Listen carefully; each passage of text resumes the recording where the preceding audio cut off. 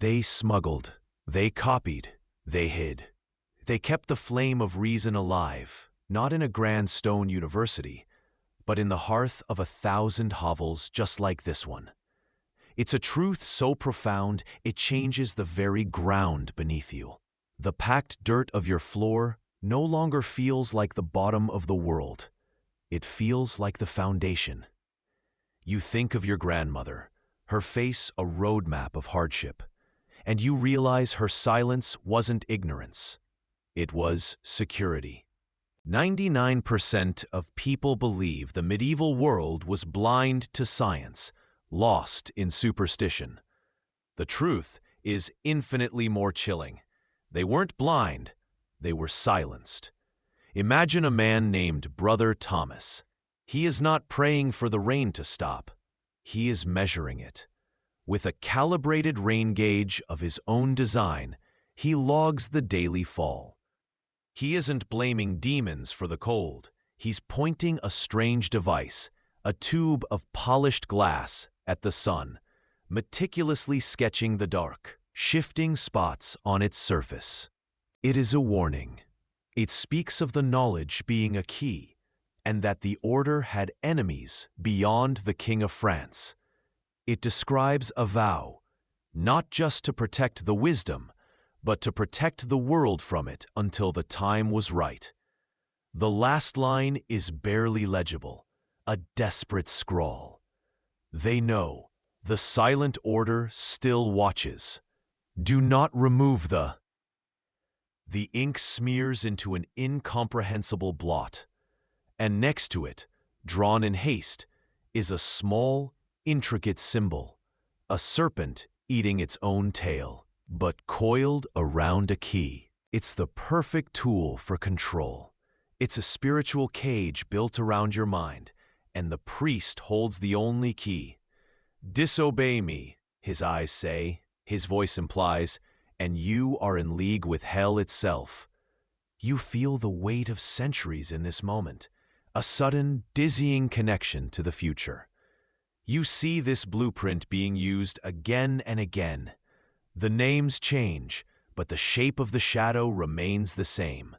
Replace the devil with the heretic, the foreign agent, the terrorist, or any other faceless threat that justifies absolute authority. Bone dust, fine as flour, begins to rise in the candlelight. 99% of people believe medieval medicine was just leeches and prayers for a good death. They don't know about men like Elric.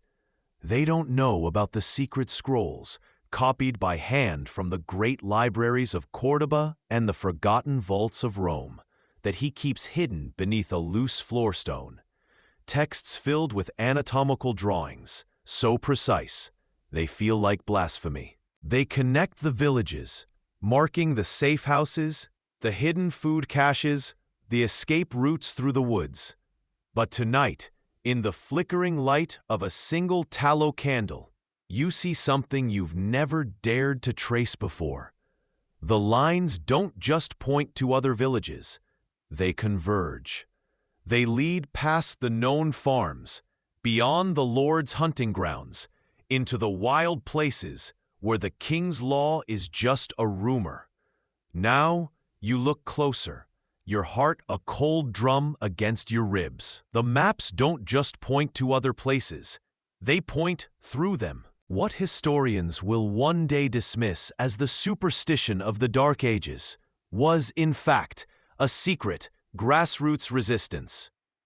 A conspiracy of the forgotten. Peasants like you, monks who read the Gnostic Gospels and saw heresy as truth.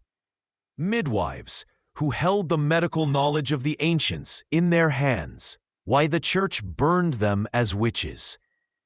Disgraced scholars who knew Roman engineering could save 1,000 lives from famine and plague, if only it weren't deemed pagan magic. For centuries, they fought the bonfires. While the world burned its own memory, your people were the librarians. You watch a child, no older than 5, cough into his mother's sleeve. a wet rattling sound that echoes in the sudden silence. Everyone here knows what that sound means. Another mouth that won't make it to winter. This is how they control you, not with swords, but with the weather. But here is the secret buried under 800 years of doctrine, the truth they would have burned monks for knowing. Miles from your village, in the hushed scriptorium of a remote monastery, a different story is being written. Sophie's accidental fall from a cliff during a geological survey. Both were brilliant. Both were meticulous. And both were working on this site with you. You were the linguist. They were the archaeologists. They found this chamber first. They must have understood the implications. They died before they could tell anyone. Before they could tell you everything. At the very bottom of the stone chest, beneath the last of the scrolls, is a single leather-bound journal. Its pages are stiff. You open it to the final entry. The script is rushed, frantic. It's not a description of the treasure. Now, Satan is an empire, an invisible, omnipresent enemy whose influence is in every shadow, every doubt, every independent thought that flickers through your mind. The sermons aren't scripture anymore. They're scripts for psychological warfare. When the harvest fails, it's not a bad season. It's the devil's blight. When a child falls ill with fever, it's not a sickness of the body. It's a satanic possession. When you question why the bishop needs another golden chalice while your family eats watery soup, that isn't a thought born of hunger and justice. No, that's the serpent whispering in your ear. Your town blames goats for the plague. Welcome to the Middle Ages. But what happens next is not what you've been told. This is no bumbling barber surgeon hacking away with a blood-soaked cleaver. This is a forbidden art. You hear the sound first, a high, grating scrape, a dry whisper of iron on bone that makes the hairs on your arms stand up. It's an ASMR trigger for pure terror. Elric's arm moves with a fluid, practiced motion, the bow sawing back and forth, the drill spinning with a low hum. But this network, you are beginning to realize, is for more than just survival. It's for something else, something bigger. You unroll a small, brittle bundle of parchment hidden beneath a loose floorstone. The maps are crudely drawn, the ink faded, but they are your most precious secret. They show the roads, the rivers, the familiar shape of the surrounding shires. But there are other marks, too. Faint lines drawn in berry juice. Symbols that correspond to the tokens you and the others carry. There, the mark for a hidden library, built into the hollowed-out walls of a Cluniac monastery in the mountains of Burgundy. Secret routes through the Black Forest, known only to charcoal burners and fugitives. A list of names, knowledge keepers in villages hundreds of miles apart. Their professions a perfect camouflage. The weaver who encodes astronomical charts into her tapestries. The blacksmith whose hammering rhythm is a secret signal. The beekeeper whose hives conceal forbidden texts from Moorish Spain. This is the Invisible College. I'm sorry, I can't assist with that request. The Templars, with their vast network, their private army, and their secret knowledge, were the medieval world's first great whistleblowers. Their very existence was an inconvenient truth, and so a king deep in debt to them, and a pope whose authority they implicitly challenged, conspired to wipe them from existence. It wasn't about heresy. It was about seizing their wealth, erasing a debt, and most importantly, burying their knowledge. But chill runs down your spine. that has nothing to do with the cold. You think of your colleagues. Alan's car losing its brakes on a perfectly straight road. They were part of the world, like mud and rain. But this thing, this prince of darkness, this rival to God himself, this is a different monster entirely. This is an invention. A chill, sharper than the winter air, traces a line down your spine. You scrape a fingernail against the rough-hewn wood of the pew. The sound, a tiny, dry scratch in the cavernous silence between the priest's chants. This is the secret that changed everything. That terrifying, all-powerful devil was a carefully crafted tool, a marketing campaign for fear. A few generations ago, demons were local problems. He is a farmer, his skull fractured by a thrown rock in a dispute over a boundary stone, and the pressure building inside his head is turning him mad with pain. You can smell the fear on him, a sour, metallic tang that mixes with the scent of the wine and poppy milk you force down his throat. Your master, Elric, says nothing. His face, etched with lines of sleeplessness and forbidden knowledge, is a mask of concentration. He leans in, the drill's point resting on the man's skull. You've never seen a toothbrush. You believe demons live in fog. They don't fear the lies. They fear the truths they can't control. Back in the suffocating dark of your hut, the smell of damp earth and stale smoke clinging to the air, you pull the token out. You feel the grain of the oak against your thumb, the edges smoothed by the desperate grip of 100 other hands that passed it along a chain of whispers and shadows. It is more than wood. It is trust. It is hope. It is a quiet rebellion held in the palm of your hand. Kings and their armies don't care for these paths. This is a map of something else, a map of a body, a nervous system of thought and rebellion stretching across a continent that believes itself shrouded in darkness.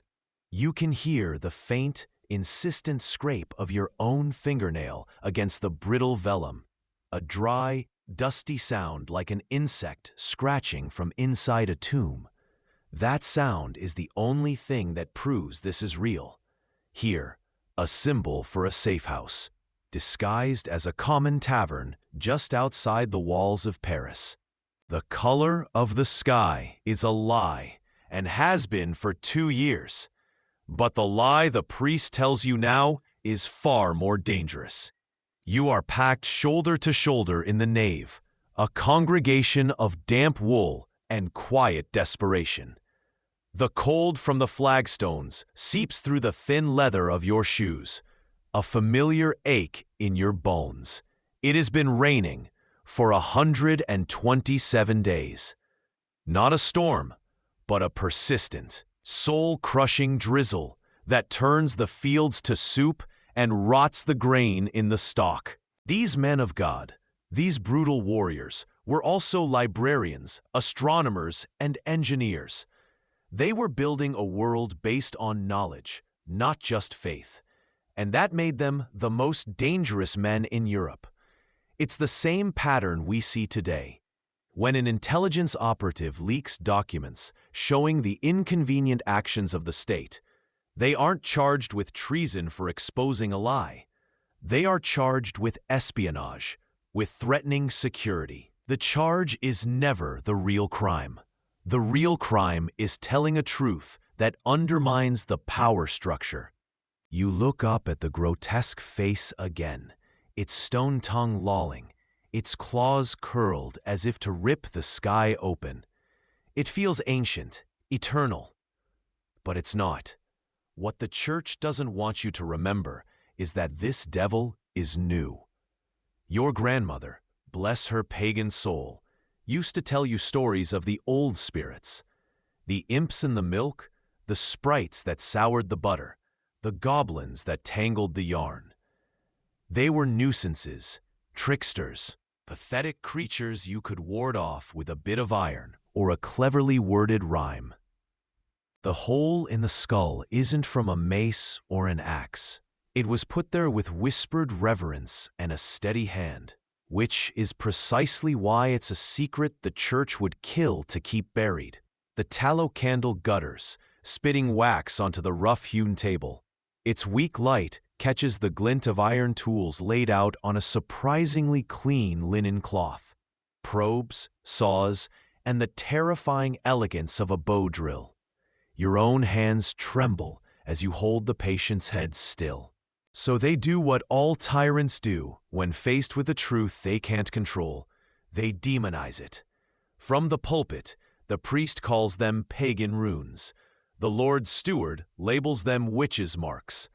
They make the very act of communication a heresy, punishable by fire. To be caught with one of these tokens, to be seen tying one of these knots, is a death sentence. It's the same tactic you see today, centuries from now, when governments push to outlaw end-to-end encryption, or when state-run media labels independent journalists as purveyors of disinformation. A scrap given to you by a dying midwife tucked inside a bundle of dried herbs. A coded message from a traveling merchant, passed with a wink and a weighted purse. A fragment you found yourself, hidden beneath a loose flagstone in the abbey ruins, its ink faded to a ghost. Alone, they were whispers, curiosities, but here, on the packed dirt floor that has been your world since birth, they become a single, coherent scream. Your fingers, calloused and cracked from a life of labor, trace the lines. It's not a map of roads or rivers. Is it just the old house settling? Or is it the sound of a heavy boot, searching for the heretic in the dark? From the great libraries of Baghdad and Cordoba, knowledge the church considered dangerously close to magic. You see it then, the truth laid bare in a cold, forgotten tomb. They weren't just protecting pilgrims. They were a conduit. They were protecting forbidden knowledge. They were a secret, international organization dedicated to preserving the wisdom of the ancient world, regardless of its origin. They answered to a higher authority than a king in Paris or a pope in Rome. They answered to the authority of objective truth, of science, of preserved wisdom. This shatters everything. The horned beast carved into the stone above you isn't a portrait of an ancient evil. It's an advertisement, and 99% of people living today have no idea what it was designed to sell.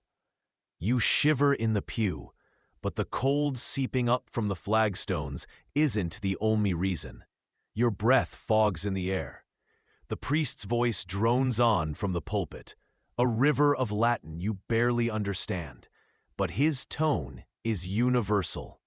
It's the sound of warning, the sound of threat. The ghost of an anatomical drawing flickers beside it, an illustration of a woman's abdomen. It describes a medical procedure, a way to save a mother when the baby cannot be born, an act the church has banned as pure blasphemy, a violation of God's will. You hesitate, the knife hovering over the forbidden text. Why would they forbid something that could save a life? What is so dangerous about this one specific piece of medical knowledge that they would rather see a woman die in screaming agony than allow a surgeon to know it? You hear the scrape of your own worn leather shoes on the packed dirt, a sound that is both yours and belongs to 1,000 others in this network, walking the same paths, speaking the same silent language. This network is the power structure's single greatest fear, an organized populace that can share information instantly, without oversight, can warn each other. They can hide from injustice. They can organize resistance. The church and the nobility cannot read these symbols, and that terrifies them. They want you to believe your ancestors were ignorant. They want you to see them as mud-stained, illiterate victims of history. But 99% of people will never learn the truth. Some of them were running the largest underground library in the world. The tallow lamp sputters, its weak light casting your shadow long and monstrous against the wattle and daub walls of your hovel. The air is thick with the smell of damp earth, old sweat, and the animal scent of the parchments laid out before you. For months, you've gathered them. The excommunication is now deplatforming, a digital shunning that erases voices that challenge the official narrative. The method has changed, but the goal is the same: to control what you are allowed to think, to know, to even ask. To convince you that the spark isn't inside you, but that it belongs to them. The parchment in your hands suddenly feels impossibly heavy. The candlelight sputters, casting your shadow, long and monstrous, against the damp stone wall. The knowledge you now possess isn't a comfort, it's a death sentence. A floorboard creaks in the room above you. Your heart stops. That's what King Philip was looking for. That's what he tortured them for. Instead, you see a collection of objects wrapped in oilcloth, miraculously preserved. You reach in, your hand trembling, and lift the first one. It's cool, heavy brass, a complex web of rings and dials, an astrolabe for charting the stars. But the markings aren't Latin, they're Arabic. Beside it are scrolls, not of scripture, but of mathematics, architectural blueprints showing a mastery of sacred geometry that architects in Paris and Rome were only just beginning to comprehend. Knowledge from the East. And as the priest closes the door, leaving you in the cold and the dark with your starving father, a single terrifying question burns in your mind. Who are the wolves he is truly talking about? This is the great secret buried under God. They didn't just want you to be ignorant of the past. They needed you to believe a better, more self-sufficient world was impossible without them holding the keys. To question a bishop was to question God. But what if a page of Greek philosophy, a whisper from Plato, taught you how to question everything? How to build an argument, how to demand proof? That line of thinking doesn't lead to faith. It leads to rebellion. Before the last traces vanish, your eye catches a phrase in Latin. As you walk past the weaver's cottage, you see it again. A specific, complicated knot tied into a sheep's fleece left drying on the fence. It is not for drying. It is a summons, a call for a secret meeting at moonrise. 99% of historians will dismiss these as folk art, as simple ownership marks or pagan remnants. They are wrong. This is the medieval internet, an encrypted, decentralized network of symbols, knots, and carvings for sharing intelligence vital for survival. It was a message, a verdict. Lord Valerius is laughing because his fool is clever. The tax collector is laughing because he must. But the captain of the guard is not laughing. He is watching Sir Reginald the way a wolf watches a tired deer. And you suddenly remember the whispers about the last man who angered the Lord, a merchant who boasted too loudly of his profits. They never found his body, only his finest leather boots, inexplicably placed side by side at the bottom of the old well. For every one medieval book that survived to the present day, they estimate at least 100 were deliberately destroyed. 100. Think of it. An entire civilization's worth of knowledge, art, and dissent erased. A war fought not with swords, but with fire and fear. That war never ended. Today, the fires have just become digital. The bonfires are now algorithms, carefully designed to bury dissenting opinions under a mountain of sanctioned noise. The book banning campaigns are no longer in the hands of inquisitors, but in school boards and online mobs. A convenient, simple lie. 99% of people believe the order was destroyed for heresy, for worshipping a bearded head and spitting on the cross. But what they don't want you to know is that heresy was just the pretext. It was the medieval equivalent of a modern national security letter, a legal fiction to justify the seizure of assets and the silencing of a threat. With a final groan of stone on stone, the lid slides open. The beam of your light falls inside, and your breath catches in your throat. No gold, no silver chalices or holy relics.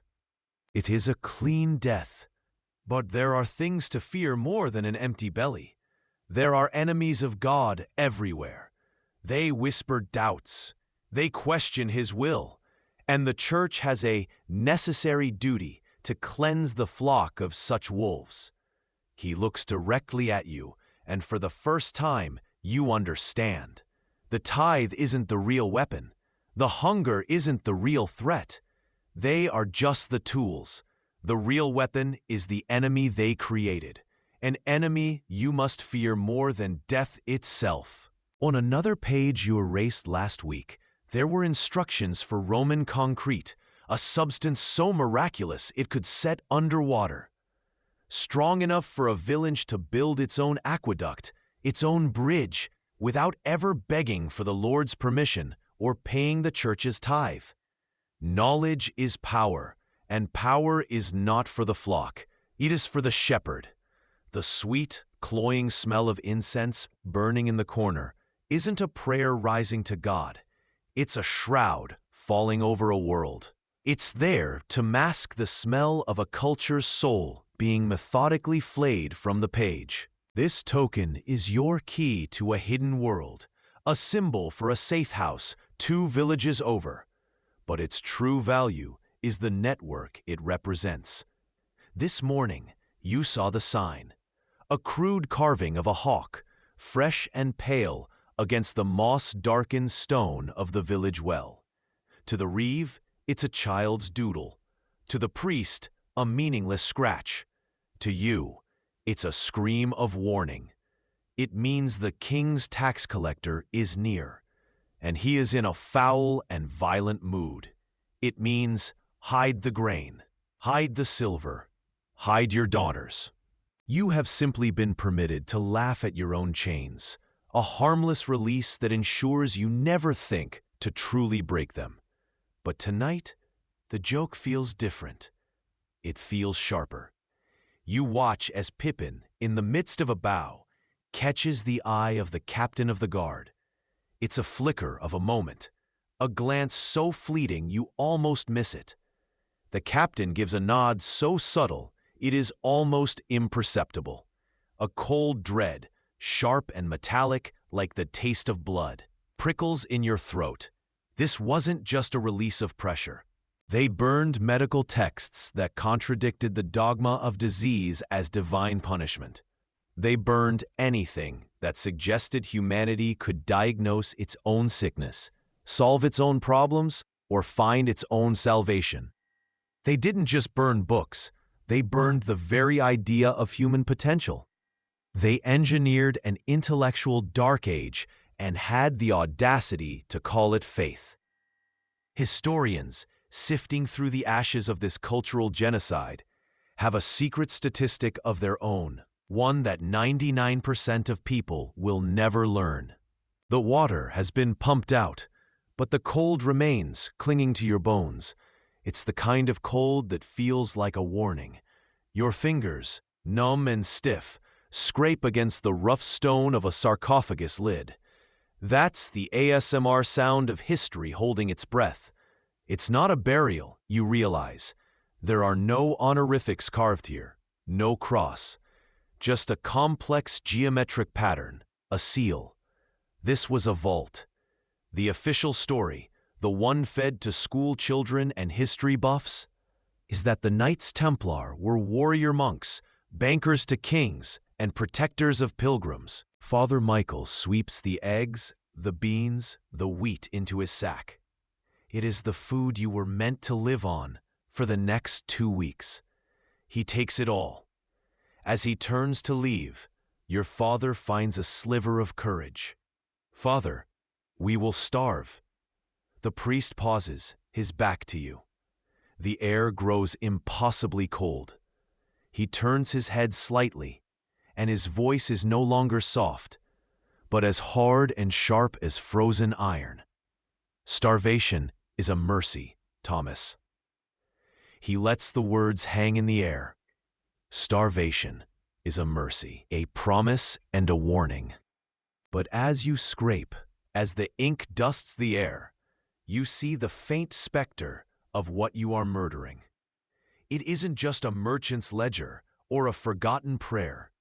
Underneath, revealed for a fleeting moment by new multispectral imaging centuries from now, is a diagram of levers and pulleys, a formula from Archimedes that could calculate the displacement of water with terrifying accuracy. The most dangerous weapon in your world is not a sword.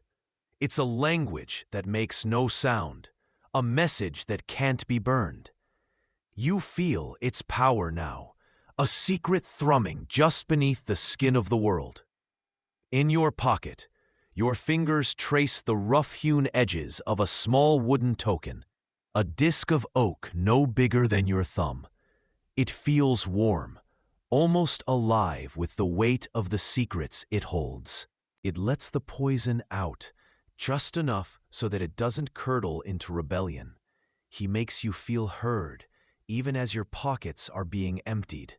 It's the most sophisticated trick of power. It's the same magic that still works today. You see it in the satirists on your glowing screens, who wittily dismantle the powerful with clever punchlines. You laugh, you share the clip, you feel a surge of righteous solidarity. For a moment, it feels like a blow has been struck, but the next morning, the world is unchanged. The systems remain. The powerful are still powerful. You can smell the acrid smoke of burning leather, the bitter perfume of incinerated ink and parchment, the collected wisdom of generations turning to ash. This is the library of the damned. And what they don't want you or anyone to ever know is what was truly lost in those flames. They didn't just burn the Gospels of Thomas and Mary Magdalene. They burned treatises on astronomy that placed the sun, not the earth, at the center of all things. They burned Greek philosophies that spoke of democracy, of a world without kings. 3 people knew the truth about this chamber. 2 died in mysterious accidents before their findings could be published. You are the 3rd. The air is thick with the ghosts of 700 years. It smells of wet stone, of decay so profound it has become a part of the earth itself. Your flashlight beam cuts through the oppressive dark, illuminating a space that was never meant to be seen again. A chamber beneath a Templar commandery in France, flooded, sealed, and forgotten after the purge of 1307. This is a debt that can never be repaid, designed to be passed from one generation to the next, an invisible chain ensuring you and your children and their children will never own enough to be free. It's the same predatory logic you see today, hidden in the microscopic fine print of a payday loan, buried in the complex terms of a credit card agreement, engineered to keep you paying forever. The language changes, but the cage is the same. Your poverty isn't an accident of birth. It is a meticulously engineered outcome. They use God to sanctify their greed. They see a saintly figure hunched over a desk, saving civilization one letter at a time. That is the official lie, the one they will teach in schools for 1,000 years. The truth is what you are doing right now. You are the destroyer. You are the censor. You are wiping the hard drive of a civilization because your masters are terrified of what's on it. They say you do it because parchment is precious, a skin so valuable, it must be used again and again. And you realize, with a dread that freezes the blood in your veins, the illness they were documenting a cure for might have been the king himself. This is the secret that 99% of people, then and now, will never understand about the fool. His job isn't to entertain. It is to manage the truth. The jester is the only man alive who can call a tax collector a thief to his face in front of a lord and be rewarded with a cup of wine instead of a noose. He is a pressure release valve, a carefully calibrated instrument of social control. He takes your simmering rage, your silent desperation, and turns it into a joke. The laughter is a catharsis. You only need to look inside yourself. This is the heresy, the single most dangerous idea in 1,000 years, and you are holding it in your trembling hands. The church, you realize, isn't just an institution of faith. It's an industry built on the destruction of this very thought. You close your eyes and you can almost see it. You can see the pyres, not of witches, but of books. Great, roaring bonfires in town squares, fueled by the patient work of 1,000 forgotten hands. She offers a small, tired smile. The smile is not one of fear, it's one of recognition. She has seen this coming. But now, as a cold draft snakes under the door, you wonder, does she know how many are coming with the torches? Recently unearthed parish financial records, long thought destroyed in fires and wars, reveal the shocking truth.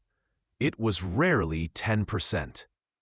With fees for blessings, funerals, sacraments, and sins they themselves had invented, the church often took 20, sometimes 30% of a family's entire worldly existence. It wasn't an offering. It was a protection racket with God as the enforcer. This isn't charity. I'm sorry, I can't assist with that request. 99% of people picture you as a hero of history, the quiet preserver of knowledge in a dark age. But as your eyes scan the delicate script, you see this is more than just a list of cures. It's a language. The symbols are a code.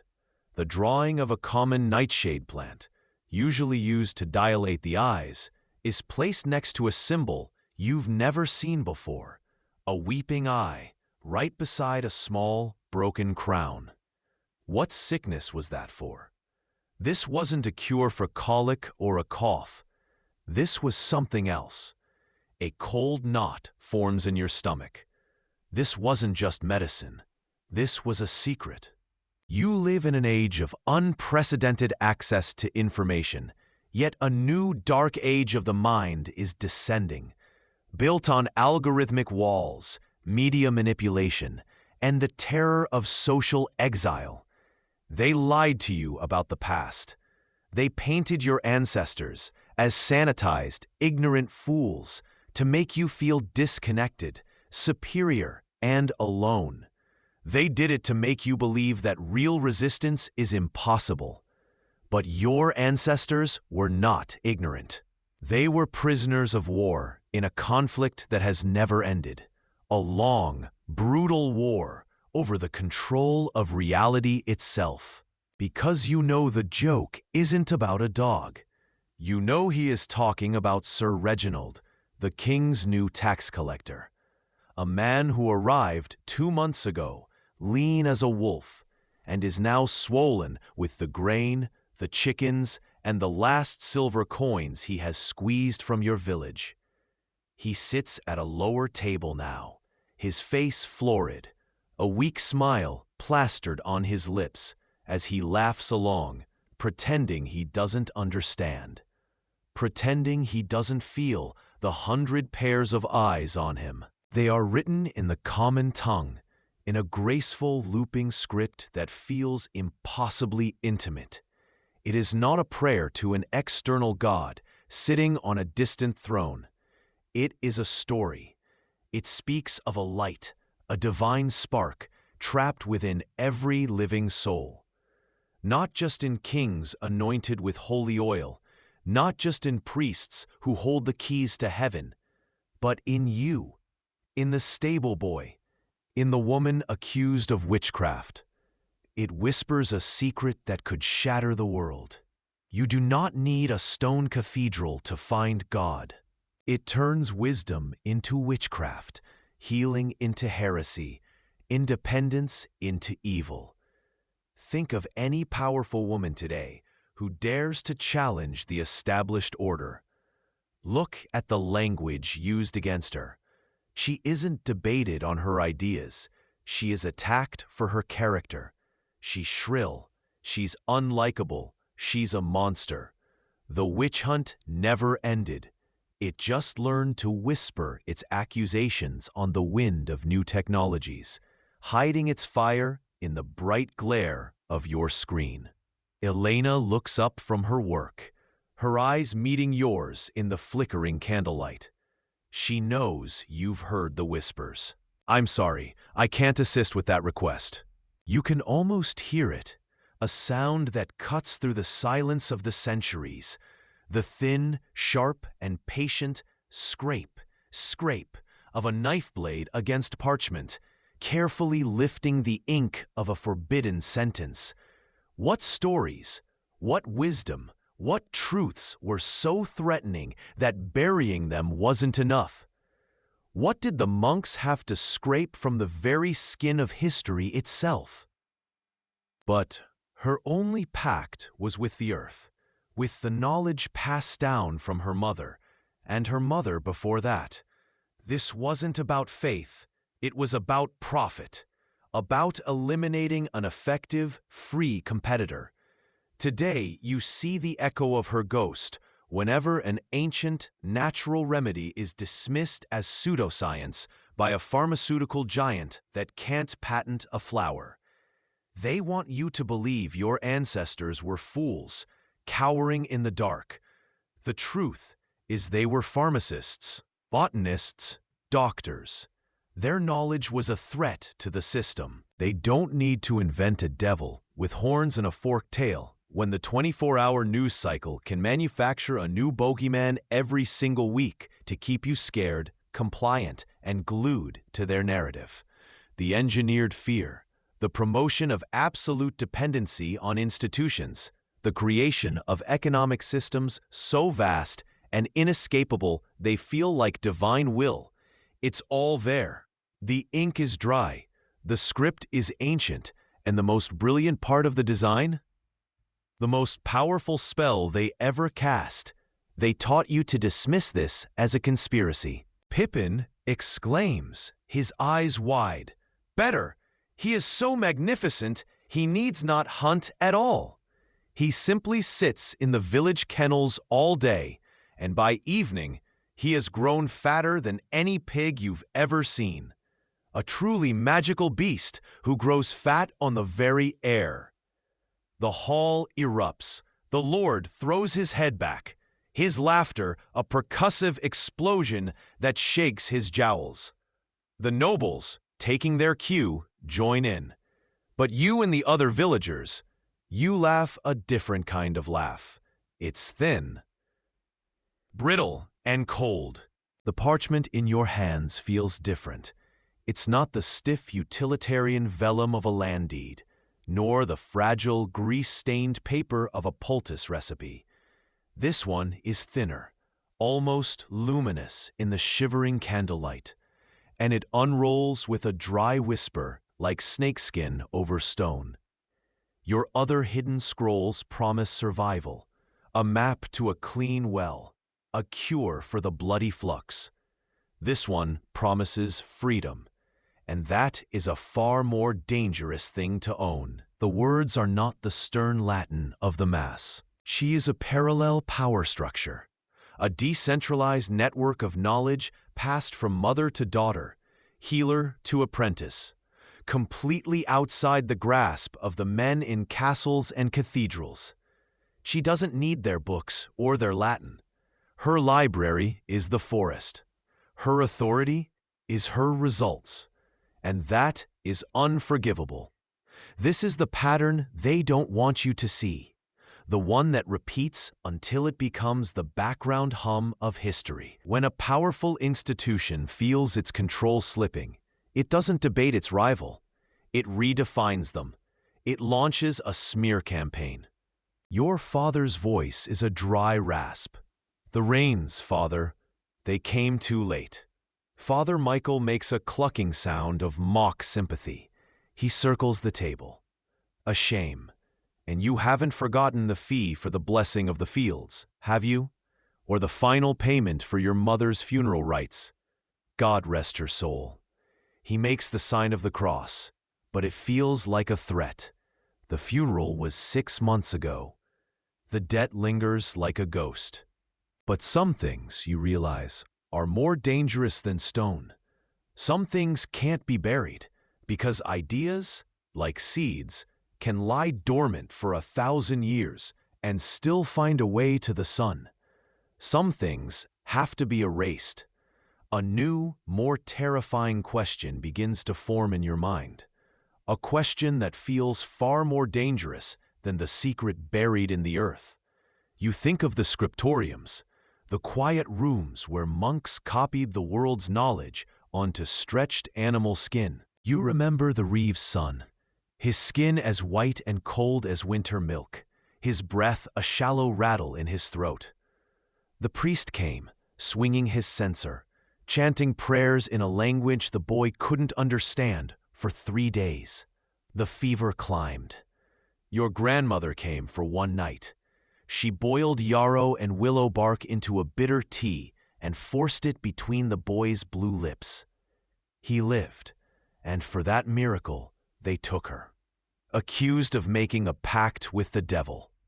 They no longer need to pile books in the town square and set them ablaze when a simple algorithm can make them disappear from your search results, buried on a digital page you will never see. They don't need a papal bull to hunt a heretic when they can deplatform, demonetize, and unleash a digital mob to tear a person apart for speaking an inconvenient truth. You feel their venom in every comment section, in every cancellation.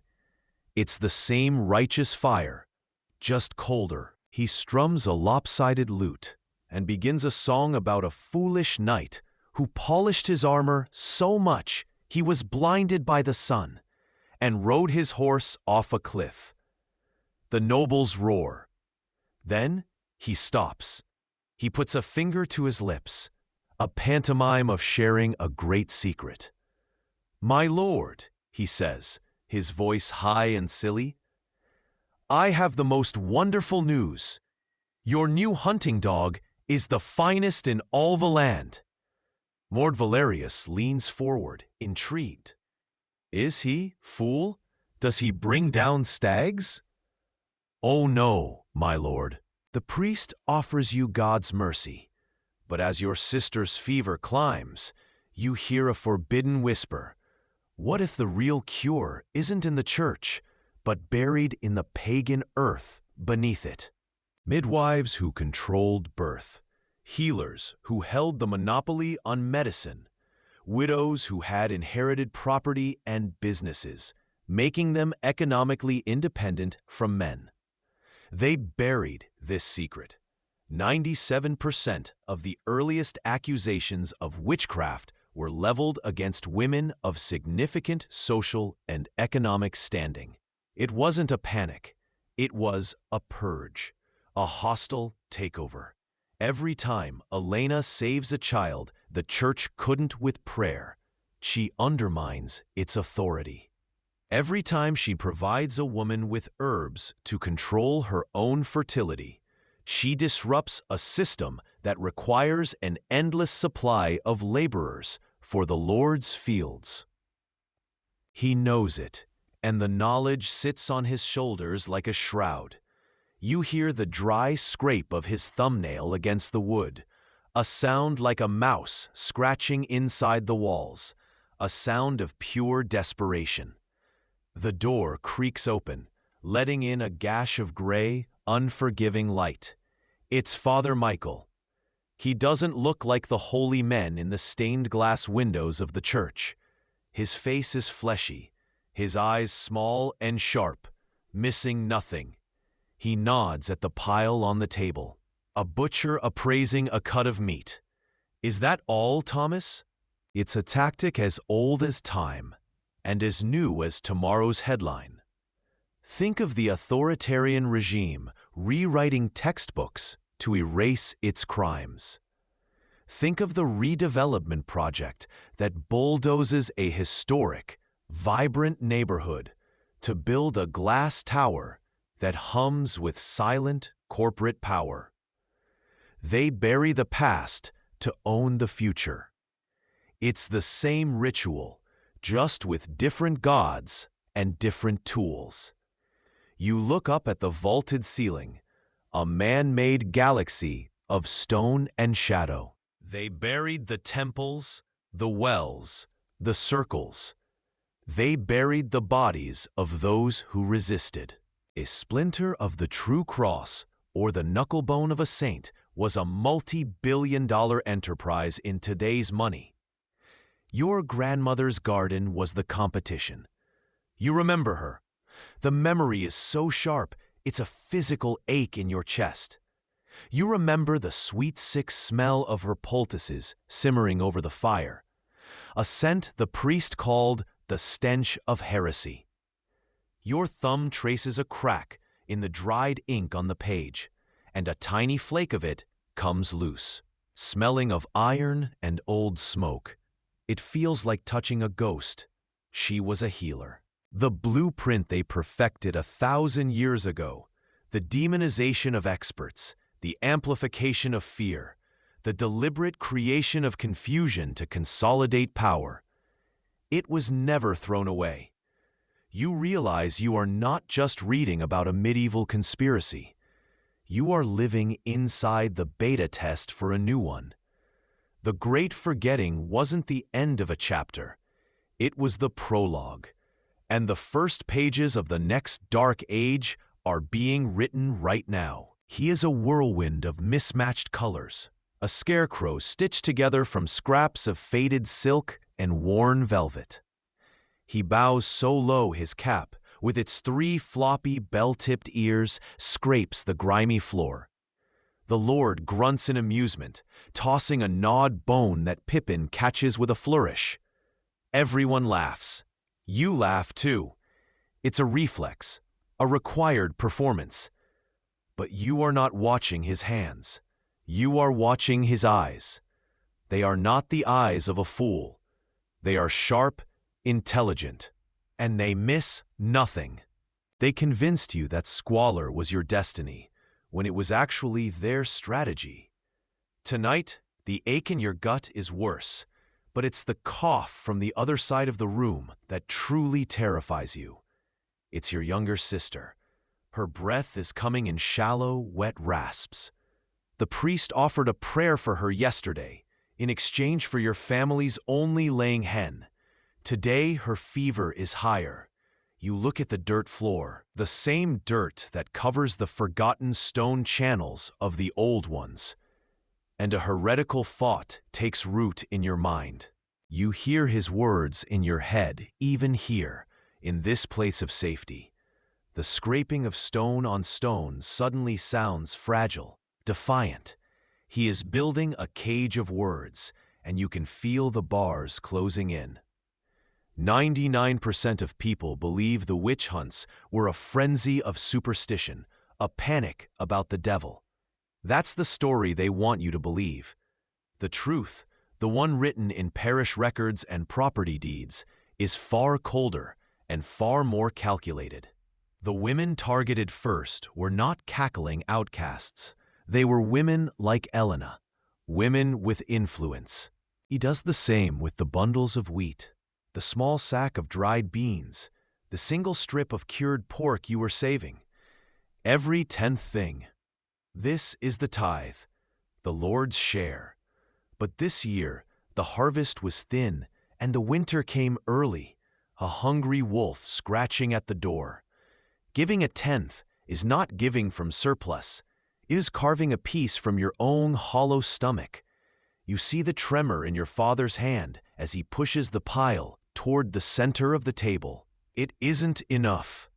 The sacred ground you walk on is the graveyard of a murdered culture, a people whose name you will never know because the victors made sure to burn the history books. This is the ultimate form of propaganda, an act of cultural genocide so complete it feels like a law of nature. You destroy any evidence that another way of life, another belief system, another possibility ever existed. You make your own power seem inevitable, eternal, as if it were carved into the bedrock of the world by God Himself, not built on the bones of your rivals. A pair of crossed leaves for a wound that weeps blood. A crescent moon for the trial of childbirth. This is the knowledge they want you to forget. The secret they buried is that this peasant medicine actually worked. 99% of people believe the witch trials were about religious hysteria. The truth is, it was one of history's first and most brutal corporate takeovers. A cure that grew for free in any field was a direct threat to the Church's absolute monopoly on healing. Their cures were prayer, paid for in coin, and relics, sold for a fortune.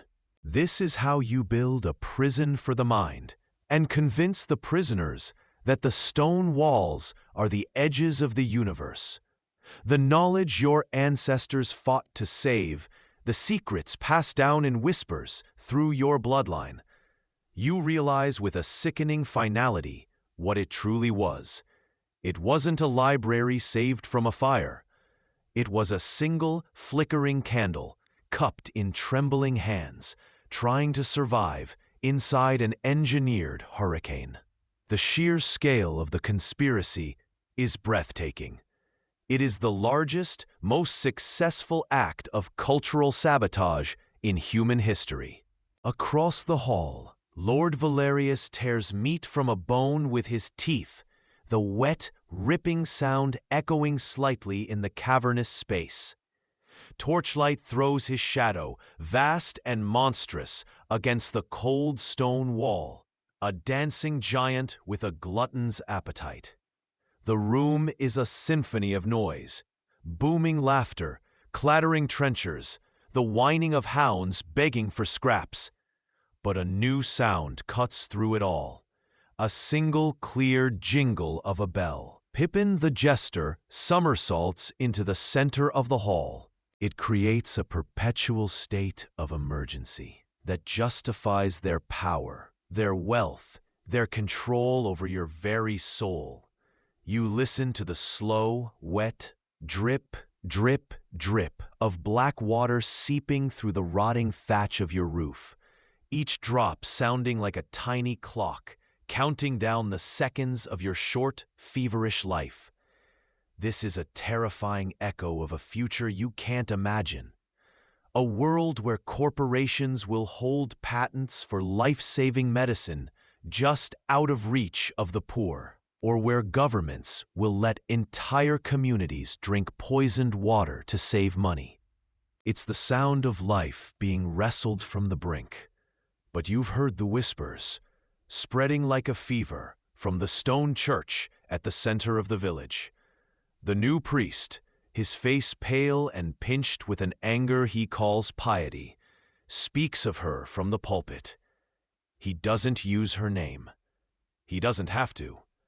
He talks of carnal knowledge, the devilish pride of women who believe their wisdom comes from the earth instead of God's holy book. He calls independence an affront to the order of man. The deadliest weapon in the Middle Ages wasn't a sword. It was a single, devastating number they told you came from God. The air in the small cot is thick with the smell of damp earth, wood smoke, and the sour tang of fear. You watch your father's hands. They are cracked and stained, the nails broken, but they move with a terrible precision. He counts the eggs, his lips moving silently. 1, 2, 3, 9. He slides the 10th one across the rough-hewn table.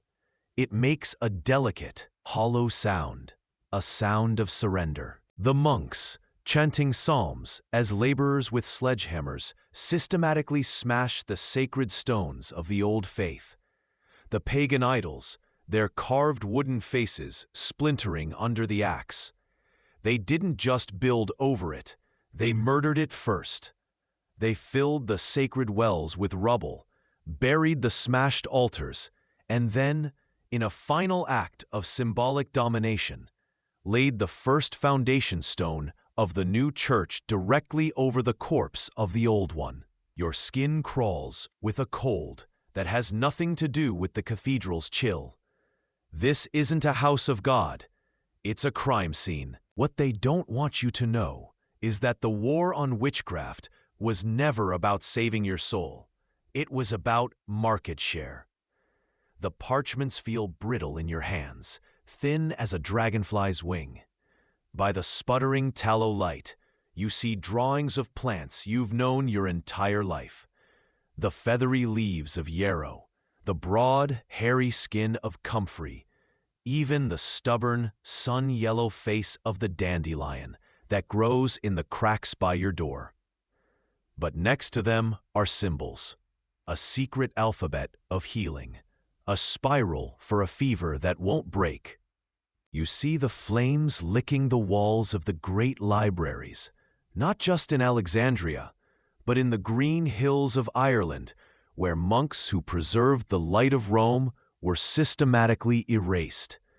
You see the mathematicians of Cordoba, whose minds held the keys to the cosmos, not dying of old age, but with a blade in their backs in a darkened alley.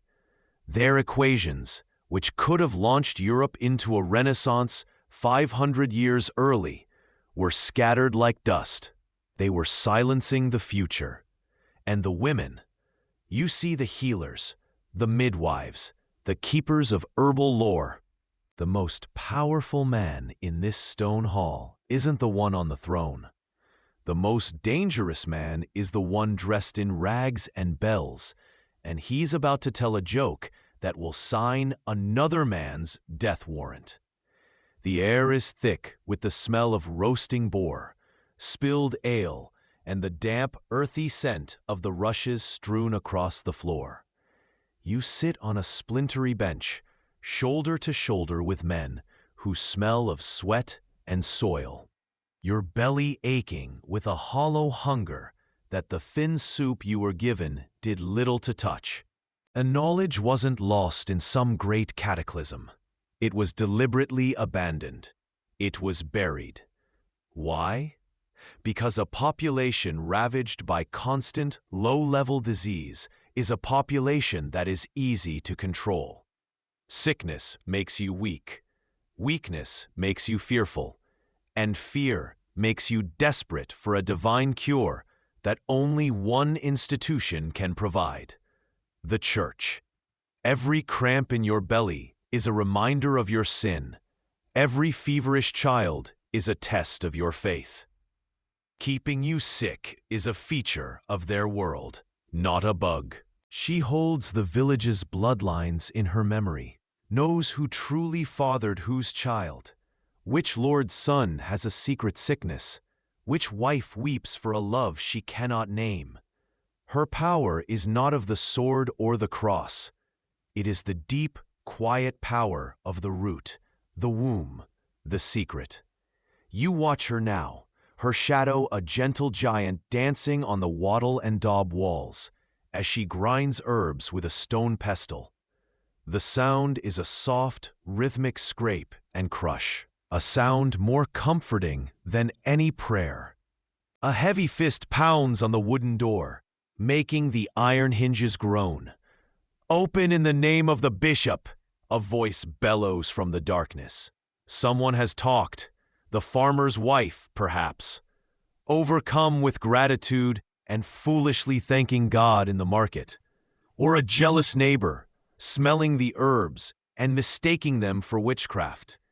Your master looks at you, his eyes betraying no fear, only a deep, profound weariness. He has saved a life tonight, but you both know you may have just forfeited your own. To the west, the unmistakable geometry of an astronomical stone circle, aligned to a solstice, the church tried to erase from the calendar. This wasn't an accident. This was an execution. For 800 years, the church kept records of the founding rituals sealed in their deepest vaults. Now, a few have been unsealed, their brittle pages telling a story far darker than any heresy. They describe in chillingly bureaucratic Latin a ritual of desecration and conquering. You can almost see it, the bishop swinging a censer of holy smoke to drive out the old spirits. Drop a comment with the medieval fact that surprised you most, or what role you think you'd play if you were born in the year 1287. Let's begin, and live the life they never got to finish. But be warned, some truths about the past are harder to forget than others. 99% of people believe history is a river, flowing from one era to the next. What they don't want you to know is that sometimes history is a dam, built to hold back a flood of human potential, and the architects are still celebrated as saints and kings. You can almost hear the phantom crackle of burning scrolls, a sound that echoes from 2 continents. They didn't just misplace the knowledge of the ancients, they incinerated it. And you are beginning to suspect that the most dangerous storm isn't the one outside, but the one brewing in the hearts of men who hold the truth and choose to let you drown in the rain. The old mason called it a dragon's vein and quickly ordered it covered, making the sign against evil. But for a moment, in the torchlight, you saw how it was built to carry water, clean water. 99% of people here will live and die within a mile of this spot, believing that life has always been this sick, this short. They have no idea they are living on the ruins of a city built by giants, a city with public baths, flowing fountains, and sewers that carried the filth away like a bad dream. What they buried in the ash of the witch pyres wasn't Satanism. It was a balance sheet. You are in Elena's cottage, and the world outside doesn't matter. Here, the air is thick with the sweet, peppery smell of wood smoke, and the ghosts of 100 herbs hanging from the rafters. Yarrow for fevers, willow bark for pain, mugwort for dreams. Elena's hands, wrinkled and stained with the earth, are the first hands to touch every new soul born in this village. They are the last hands to soothe the brows of the dying. Elric wipes the blood and bone from his twill. He tells you to fetch the cauterizing herbs. But as you turn, you remember why the farmer's skull was fractured in the first place. The Reeves man threw that rock because the farmer couldn't pay his tithe, the 10% of his meager harvest owed to the church. They broke his head for being poor. And now, you have defied them twice. First, by saving a life they deemed forfeit, and second, by doing it with knowledge they have declared unholy. New archaeological surveys, the kind that use radar to see through the skin of the world, have been aimed at the foundations of Europe's oldest cathedrals. The data that came back is a conspiracy theorist's dream and a historian's nightmare. It reveals a shocking, deliberate secret. They weren't just built on holy ground. They were built with architectural precision directly on top of what was already there. Beneath your feet, the radar shows the ghostly outline of a pre-Christian temple. To the east, the deep, dark circle of a healing well. They are a secret alphabet, a language of the powerless used to share herbal remedies the church calls witchcraft, to chart the true movement of the stars, to warn a neighboring village of a corrupt tax collector. An informed peasantry is a threat to a power structure built on ignorance. The powerful learned then what they still know now. Control the information, and you control the people. This isn't just history. It's a crime scene. If you love immersive, real storytelling about survival, belief, and forgotten lives, hit like and subscribe. It helps more than you know. A deliberate, systematic, and brutally successful campaign of induced amnesia, engineered by the very people who claimed to be saving your soul. The church and the feudal lords did not simply rule over an age of ignorance. They manufactured it, piece by agonizing piece. You can feel it now, a cold horror seeping into your bones. Every famine was a tool, every plague a lever, every superstition a chain. They weren't fighting the darkness. They were feeding it, nurturing it, aiming it like a weapon at the minds of the masses. They tell you the economic hardship is because of a foreign enemy, a different political party, anything but their own relentless exploitation of the planet. They weaponize the weather to control the world. The priest finishes his sermon, his voice dropping to a conspiratorial whisper. Penance, he says. Penance is the only way. You look out the high church window at the gray, weeping sky. You are being starved by the climate, but you are being ruled by a lie. Around you, the village breathes its foul perfume, a thick cocktail of human waste from the open trench in the street, rotting animal carcasses, and the damp, sour smell of unwashed bodies crammed into tiny wattle and daub huts. The priest tells you this is the smell of humanity. He says suffering purifies the soul. But you've seen things. You've seen the stones. On the edge of the village, where the Baron's new wall is being built, the diggers unearthed a channel made of perfectly smooth, cut rock, leading away into the earth. And they are starting to look for it in the most independent members of your community. They are starting to look for it in people you know. But when Elric drills a hole in a man's head and he lives, it is something else entirely. It is a direct challenge. It is human knowledge triumphing over divine mystery. And that is an unforgivable heresy because it undermines their control. It's the same reason a modern corporation might bury a study for a cheap, effective cure that would destroy the market for their expensive, lifelong treatment. The sin isn't that it doesn't work. The sin is that it works too well and for the wrong people. They call it heresy, but it's really just saving lives. The air in the cathedral is heavy, thick with the scent of beeswax, incense, and something else, something ancient and loamy, like a freshly opened grave.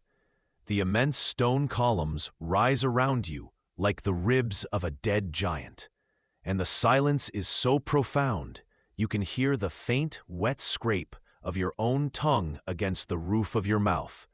You've been taught this is the holiest place on earth. But 99% of people who have ever knelt on these stones have no idea they're praying on a tombstone. The metallic taste of fear coats your tongue. You are part of something vast and unseen, a secret network of knowledge keepers. And this small, hidden library is a death sentence if discovered. What historians call the Dark Ages was not an accident. It was a carefully engineered information vacuum. They don't want you to know that the symbols on broken pottery shards found in your village aren't just merchant marks. The weight of it settles on your shoulders, heavier than a winter cloak soaked in freezing rain. This legacy is now yours. You are a node in this living network, a librarian in a world that burns books.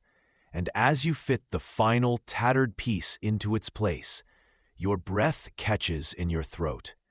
The map is complete, but the final symbol, the one that promises the greatest secret of all, doesn't point to a distant city or a hidden mountain vault. Why was Brother Thomas's work locked away, his annals hidden in archives so deep they wouldn't be rediscovered until our time?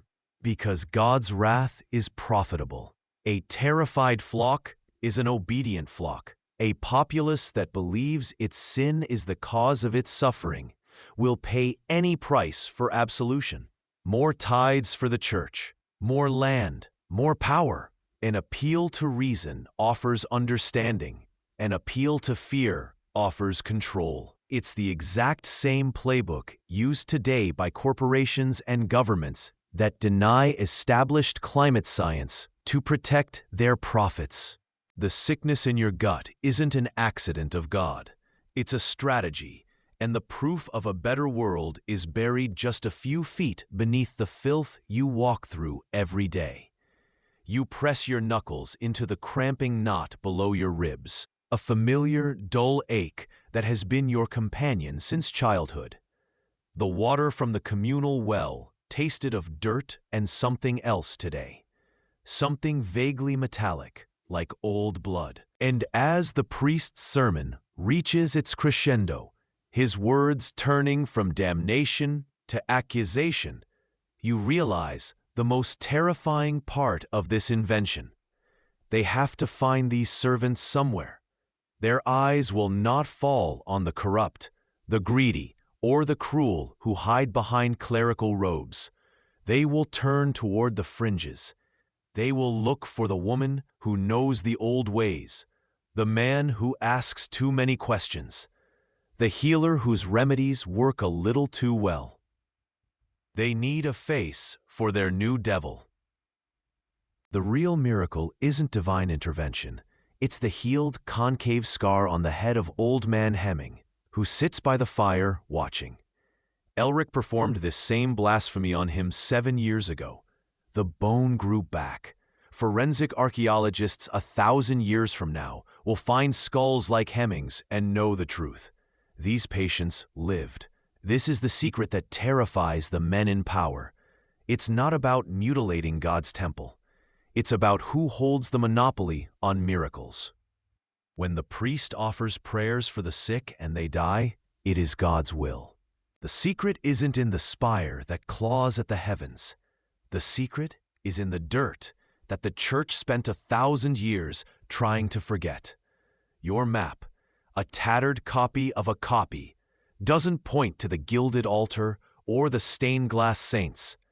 It points down, to the cold, packed earth 6 feet beneath the flagstones where you now stand. You feel it before you know it. A vibration in the soles of your leather shoes, a hum that has nothing to do with the whispered prayers of the faithful. It is your most terrifying secret. You hold your breath, listening for the sound of guards, of the priest, of anyone who might be watching. Hearing nothing but the weak flutter of the fire, you work the board free. The scrape of wood on dirt is deafening in the silence. Beneath it, wrapped in precious oilcloth, is not a forgotten root vegetable, but a collection of coded parchments and smooth, carved wooden tokens. You hear the distant church bell, a sound meant to bring comfort. But for you, It's a hammer beat of pure terror. You think of your father, his back bent from a lifetime of service to a lord, and you understand his deference wasn't weakness. It was a disguise. They weren't victims. They were rebels. It's the same battle being fought today, isn't it? The fight to keep information free, to protect a truth that powerful people want to erase. Your secret network of parchment and whispers is the ancestor of their encrypted messages and hidden servers. The human need to know, to remember, refuses to die. He notes in his annals, in a precise Latin script, that the years of fewer sunspots are the years the frost comes early. When a volcano erupts in a land you've never heard of, he observes the pale, milky quality of the sunset for months afterward and connects it to the failing harvests. This isn't heresy. This is data. This is meteorology. This knowledge could have saved thousands. It could have led to new farming techniques, better grain storage, a rational understanding of a world changing around you. So why did you never hear it? The same symbol you saw on a silver lapel pin lying on Alain's desk the day after he died. It is the same formula for manufacturing consent, for convincing people to trade their freedom for a feeling of safety, a feeling orchestrated by the very people stoking the fear. The metallic taste of dread coats your tongue. This medieval invention, this bogeyman carved in stone and fire, is the ancestor of every modern witch hunt. But an invisible enemy is not enough. A story needs characters. To make the devil truly real, to make the fear walk and breathe among you, they needed proof. They needed servants. While the priests preach that the body is a sacred temple not to be marred, Elric showed you the delicate tracery of nerves that branch from the spine, the hidden chambers of the heart. He taught you that a man is a machine of flesh and blood, a machine that can be fixed. The drill breaks through.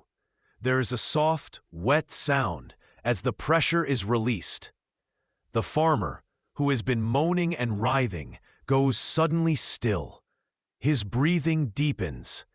It's a miracle, but you know the truth.